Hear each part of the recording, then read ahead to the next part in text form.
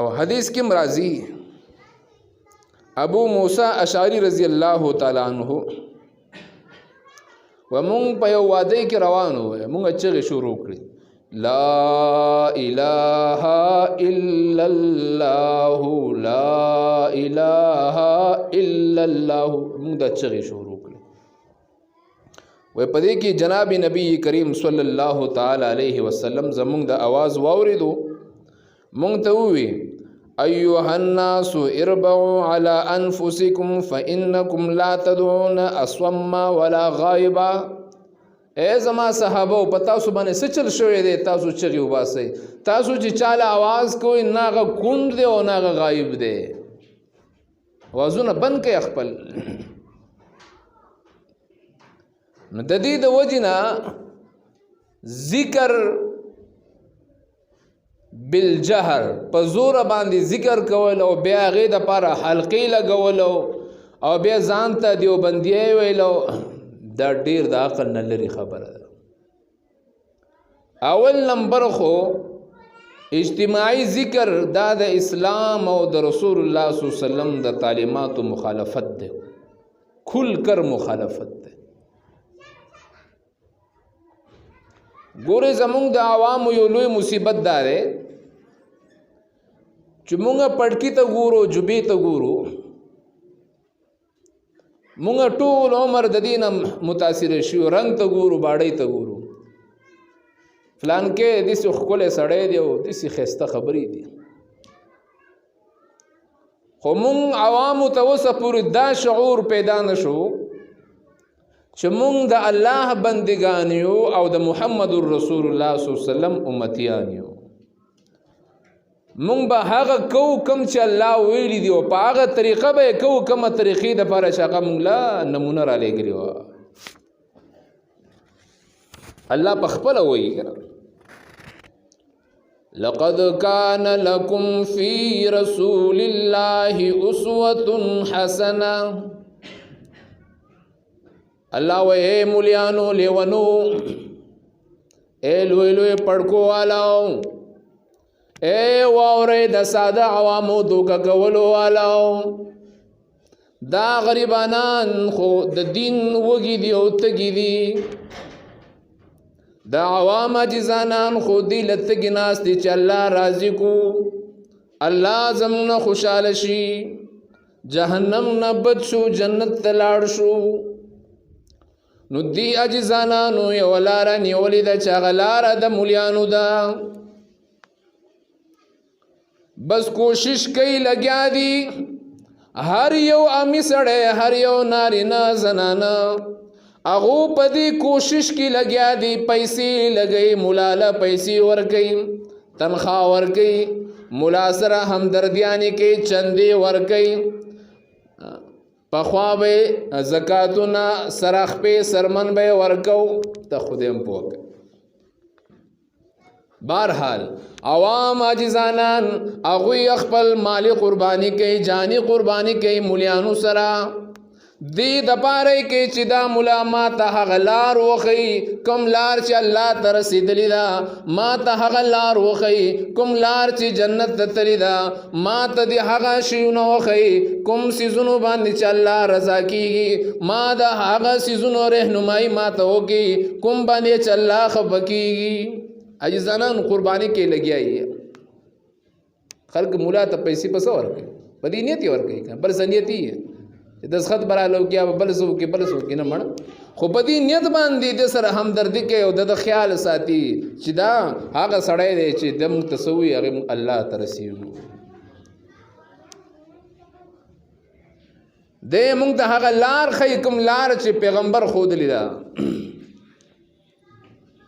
بهرحال مسلمانانو خبر مې تاسو لکولا د ذکر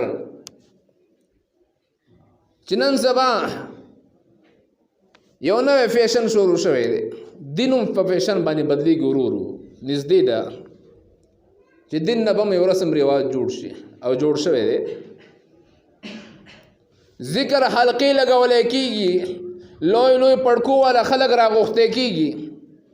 او باغی کې چغې سوري جوړ لایټونه بګم بنديږي د ټولو نه اول خو راشه مسلمانانو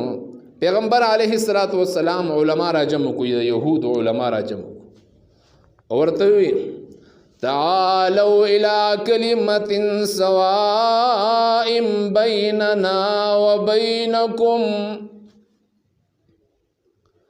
اے علماء د تورات او د انجیل علماء را جمع شي یو ځای راغون شي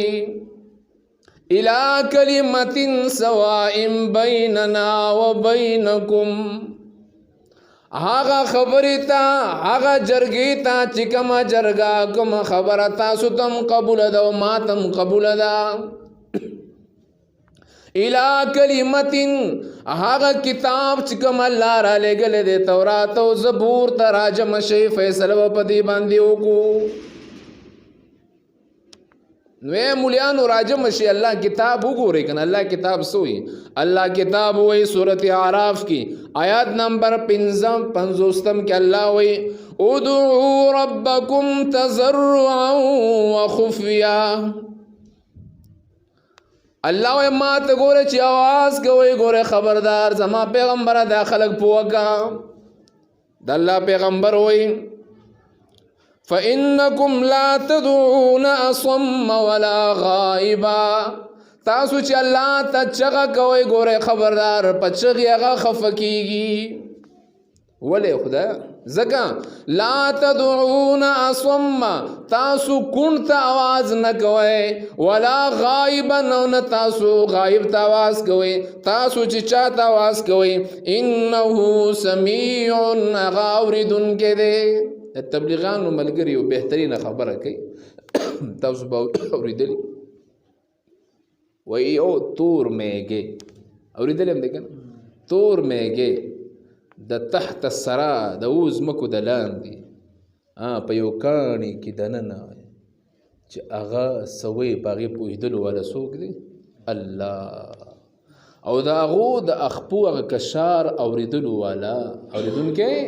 الله دی د ټولو نه بهترین عقیده د تبلیغیانو ده د چا ده هغه سوی هغه دعوه سره تاسو ته پته شته کنه چې هر څه کولو والا یو الله نو الله وی ادعوا ربکم تضرعا وخفیه الله وی ما ته چې ذکر کوي आवाज کوي ګوره خبردار خفیه دا د عربی لفظ دی پښتو کې خفیه یو شی دی کنه لکه یو شی دسی بیا اکثر وای چې د مولا ځان امانه کوي کنه او قران کې ټکه سره غلې دی خفیه دغه نو پښتو کې وتم خلک خفیه وای دا خبره خفیه تور باندې واوره بل ځکه الله تعالی په دغه سورۃ اعراف کې الله تعالی فرمای په دې اخره کې الله وای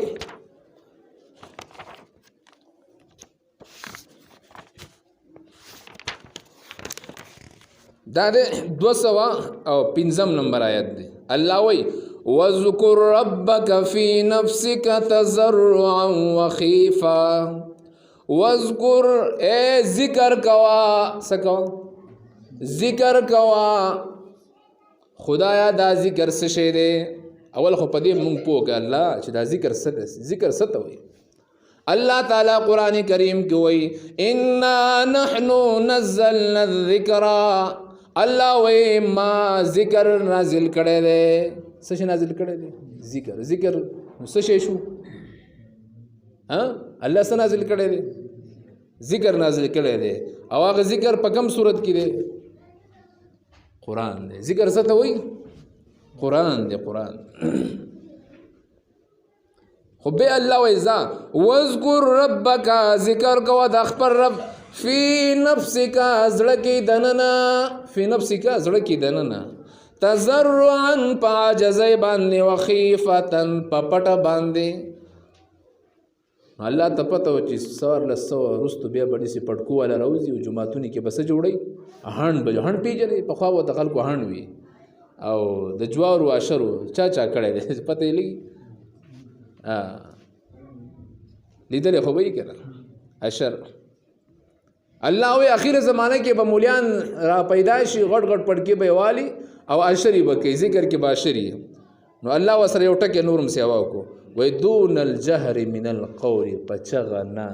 الله ویسا پچغه نه دون الجهر ګوره په جهر نه ګوره من القول د الفاظ جهر چغه بنو باسه بالغدو والآصال سحر و ماخام کوا ولا تکن من الغافلین چرته الله د ذکر نه غافل نشه الله د ذکر نه چرته غافل نشه بالغدو والآصال سحر و ماخام کوا خو ګوره شرط ومنه واذکر ربک فی نفسک زړه کې دننه ذکر کوا زړه کې دننه ذکر کوا ذکر کوا او وخیفتن په خفیه کوا ودون الجهر من القول پچغه موایا پچغه موایا راځي د الله رسول نه تپوس کو د الله رسول کم یو ذکر خوښ کړی الله رسول صلی الله تعالی علیه وسلم فرمای خیر الذکر الخفی الله رسول وی ذکر هغه دی چې هغه خفی وي پټ وي پټ ذکر وي اوس دلته کې یو بل خبر هم ده مونږ ځان ته دیوبندیان وایو څه وایو دیوبندیان دوه قسمه دي یو دیګ بندیان دي یو دیوبندیان دي څه دي دیګ بندیان پیژنئ دیګونو والا دیګ بندیان یو دیوبندیان دي دیوبند هغې ته ویلی کېږي چې الله او رسول د الله د قرآن او د پیغمبر د رسول نه دیوبند والو چې کوم عقیده نه جوړ کړې ده زموږ هغه عقیده ده دا مطلب نه چې دیوبند باندې قرآن نازل شوی دی هغه څه فیصلې کوي هغه به ټیک نه دیوبند والو هغه عقیده عقیدې نچوړې راویستلې کم عقیده چې الله قرآن او پیغمبر په حدیثو کې بیان کړي ده نو د دیوبند نه بل ورځ مونږ فتوا راغوښتې ده وسنۍ خبره ده زما سره شتي چا په کار یې زه به وټسپ باندې ولېږم دیوبند ته مونږ دا غټ یو پړپړه لیکلې وه چې صاحبه زموږ په سوات کې داسې ذکر شروع شوی دی او جوماتونو کې حلقې لګي او درز او غوبل جوړ د لیټونو پکې بندېږي او ځان ته دیوبندیان وایي د دیوبند مفتی حفظه الله هغه لاندې ولیکل ښه باقاعده چې وروره ما ته خو دا ځګی نه دی معلوم سوات کې چې دا کم ځګی دی خو تا کم طریقه چې دا جمع کېدل او په زوره ذکر کول لیټونو بل کېدل دا شریعت نه ثابت نه دی دا حرام دی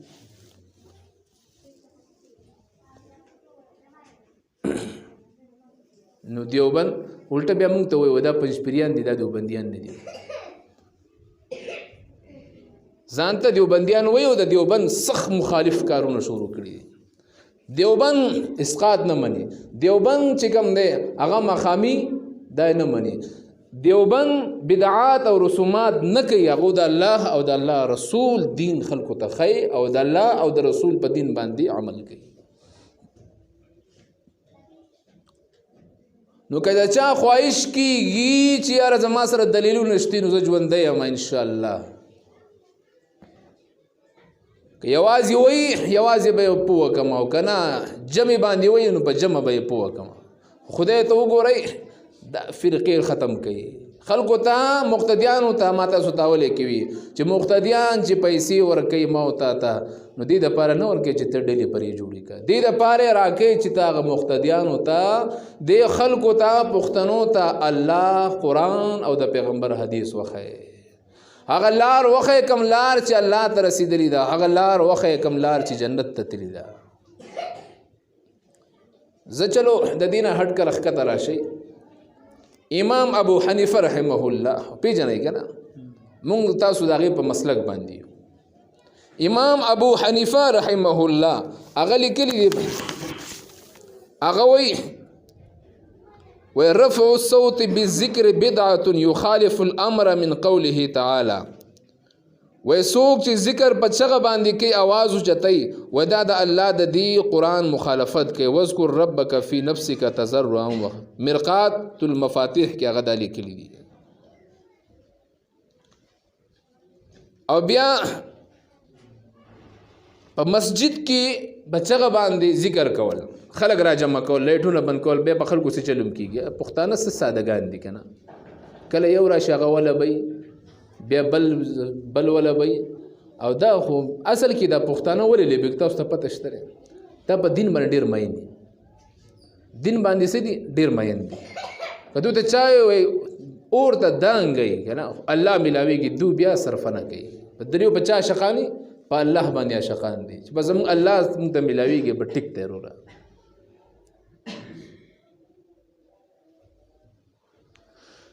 نو دا خلق برا غون شوی دنیا بس ذکر بکیږي چغه باندې بکیږي. ګوره دا ذکر جمعات کې په چغه باندې ګوره. وفي المسجد الحرام عبد الله بن مسعود رضی الله عنه صحابي دی. رسول الله صلی الله علیه وسلم وفات شو په دغه زمانه کې په دغه میاشت کې عبد الله بن مسعود صاحب چراغ جمعات کې ډیر ښه خلک جمع شوي دي او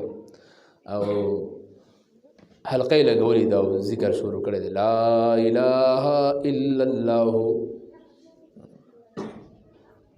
چغې وایي. عبد الله مسعود صاحب چې راغلی وکتو دروازې نه دننه چې هلکه دننه خو دا اشر دی څه شی دی هتن شروع دی. لاړو د کور نه لوړ راواغستو راغلی جومات ته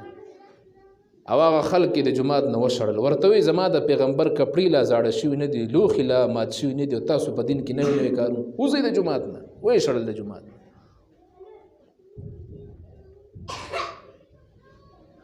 اوس د ذکر باره کې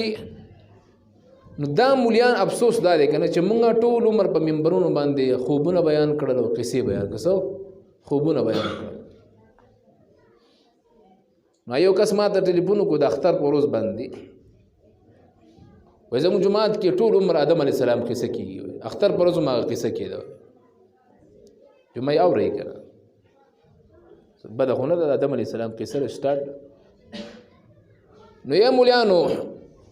راشئ ګوره ښه